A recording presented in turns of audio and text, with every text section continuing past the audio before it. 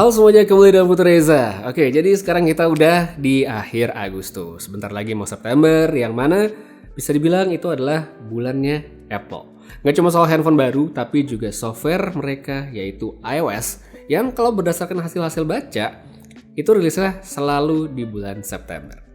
iOS sendiri selama ini bisa dikatakan selalu menarik untuk dibahas karena begitu banyak pengguna iPhone yang sadar bahwa mereka tuh bakal kebagian dalam waktu yang cepat. Makanya pada lebih pengen tahu update-nya apa aja. Sebaliknya, kalau kita ngomongin sama Android, banyak kan dapatnya tuh agak lama belakangan dan kalaupun cepet biasanya hanya di handphone flagship atau premium. Untuk dua merek Android yang biasanya rada cepet buat ngasih update ke user untuk nyobain OS baru dalam konteks di Indonesia, biasanya itu adalah Oppo sama Samsung. Oppo biasanya lebih gampang untuk ngasih update ke versi beta yang lebih cepat juga. Sedangkan kalau kita ngomongin Samsung, mereka umumnya lebih cepat untuk urusan public release atau yang bisa langsung digunakan publik secara luas. Untuk sekarang saya pengen ngomongin Oppo-nya dulu, karena kebetulan Oppo Find X5 Pro saya udah kebagian update Android 13 dan ColorOS 13 versi beta. Cepet banget sih ya, Agustus udah tersedia kayak sekarang, karena kalau ngelihat tahun lalu, pas saya ngebahas ColorOS 12, saya itu baru dapat update-nya di akhir Oktober dan video di awal November. Jadi untuk sekarang kayak maju 2 bulan, itu menurut saya keren banget sih, cepet banget. Beta sendiri di sini cukup stabil untuk pemakaian, jadi bukan beta yang rese banyak masalah gitu.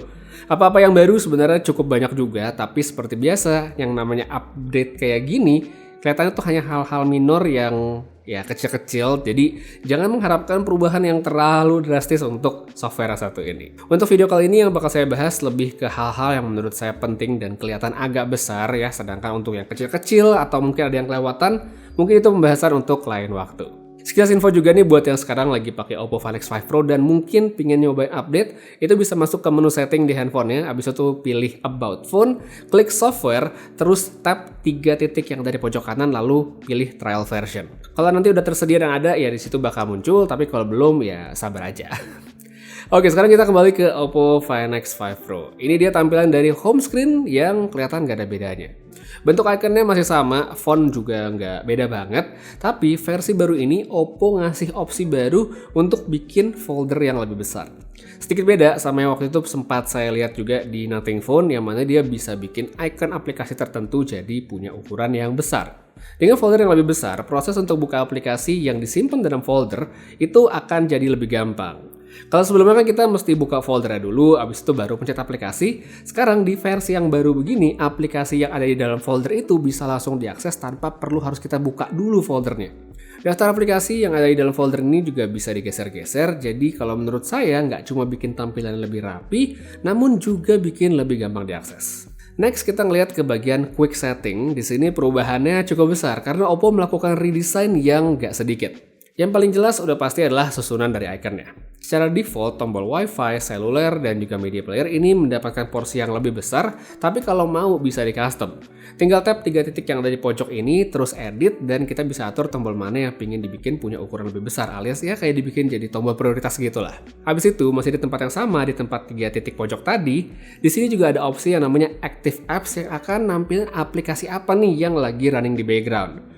Kalau menurut saya untuk sekarang ya ini belum terlalu akurat ya, karena mau sebanyak apapun aplikasi yang saya pakai, yang nongol di situ cuma Apple Music doang. Jadi kayak Instagram, Twitter, YouTube atau Netflix ya, apapun lah pokoknya yang ada di background itu nggak muncul. Kita kembali ke bagian Quick Setting tadi. Oppo di sini juga melakukan redesign ketika kita membukanya dalam orientasi landscape, yang mana menurut saya ini bagus banget dan semestinya sih diikutin sama yang lain. Bisa dilihat di sini Oppo membagi layar dengan porsi 50-50 ya, 50-50. Tengah untuk nampilin quick settingnya, setengah lagi itu untuk nampilin notifikasi. Ini sangat berguna sih, semisal kita lagi pakai handphone untuk nonton terus ada notif baru, pas kita mau lihat lewat quick setting tampilannya jadi lebih rapi. Sebagai pembanding, di sini saya ada One UI-nya Samsung yang mana kalau saya buka quick setting dalam bentuk landscape, notifikasi jadi kelihatan menumpuk. Inilah yang menurut saya kenapa yang ada di Oppo ini perlu dicontoh sama yang lain. Oke, kita balik lagi ke bagian home screen. Di sini Oppo ngasih satu wallpaper baru yang menurut saya cukup unik dalam bentuk daun. Ini nggak sembarang daun, karena pas mau ngeset, kita bisa ngatur tuh batas maksimal screen time kita mau berapa. Misal, saya set 1 jam, Saya pas baru pasang, daunnya itu masih akan kelihatan hijau, terus nanti lama-kelamaan dengan handphone yang dipakai, warnanya bakal berubah, apalagi kalau udah ngelewatin batas yang diatur. Ngomongin soal screen time ini juga, Oppo menambahkan hal yang bisa dibilang mirip-mirip ya konteksnya, tapi lewat bentuk always on display. Bentuknya lebih ke gradasi warna dalam garis, paling atas itu melambangkan pagi, terus tengah yang berwarna antara oranye sama merah ini adalah siang dan sore, sedangkan bawahnya lagi adalah waktu malam. Di sini, kalau pemakaian handphone kita lagi tinggi, nantinya bakal ada strip hitam yang ngasih petunjuk. Buat orang yang mungkin aware atau pingin ngebatasin pemakaian handphone, menurut saya ini bakal kepake banget sih, karena ya kelihatan kapan kita banyak pakai dan enggaknya. Tapi buat sebagian orang lagi, saya yakin juga nggak segitunya, jadi bener-bener balik ke preferensi ini bakal guna atau enggaknya. Oke, cukup untuk bagian home screen dan sekitarnya, itu dia perubahan-perubahan yang saya lihat. Sekarang kita lanjut masuk ke menu setting. Secara umum tampilannya emang kelihatan mirip kalau kita bandingkan dengan ColorOS yang sebelumnya, tapi kalau saya lihat di sini juga lebih banyak kotak-kotaknya. Seperti misalnya pembagian antar section di bagian setting itu sekarang dipisah sama kotak. Beda sama versi sebelumnya yang kelihatan lebih polos. Bentuk kotak ini juga bisa kita lihat di tempat lain kayak misalnya about phone kayak sekarang. Untuk setting serta fitur-fitur nggak ada yang berubah sih secara signifikan karena sebagian besar yang ada di ColorOS sebelumnya ya, khususnya seperti yang ada di bagian special features, ini juga tersedia di versi yang baru. Seperti contoh, misalnya kayak gestur 3 jari untuk buka split screen itu masih ada, memudahkan banget. Habis itu untuk buka floating windows juga masih sama mudahnya, tinggal kita geser aplikasi ke bagian atas dan beres kayak gini. Bisa digeser, bisa kita gedein dan dikecilin, bahkan diumpetin sekalian. Jadi ya buat yang pengen multitasking banget, ya ini bisa banget dimanfaatin. Habis itu untuk opsi multi-screen connect, ya ini juga masih ada untuk nyambungin handphone kita ke komputer Windows sambil ngebuka beberapa jendela aplikasi. Jadi ya buat yang pengen multitasking lagi-lagi ya, bisa banget maksimalkan fitur ini. Nggak cuma bisa ngeliat doang, tapi kita bisa juga drag and drop. Jadi kalau pengen mindahin data, jadi lebih gampang. So, kurang lebih ya itu aja sih perubahan-perubahan yang bisa saya lihat dan bisa dikatakan cukup penting dari ColorOS terbaru ini. Sisanya palingan fitur-fitur keamanan yang terintegrasi sama Android 13, jadi nggak akan terlalu kelihatan secara visual. Oh ya, ngomongin soal Android 13 ya, saya juga baca-baca update yang terbaru.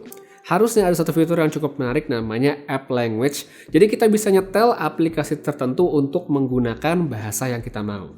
Misal, secara default HP kita itu pakainya bahasa Inggris, tapi kita pengen tuh pas nyetel YouTube atau mungkin Google Maps bahasanya ganti bahasa Indonesia. Nah, harusnya tuh bisa.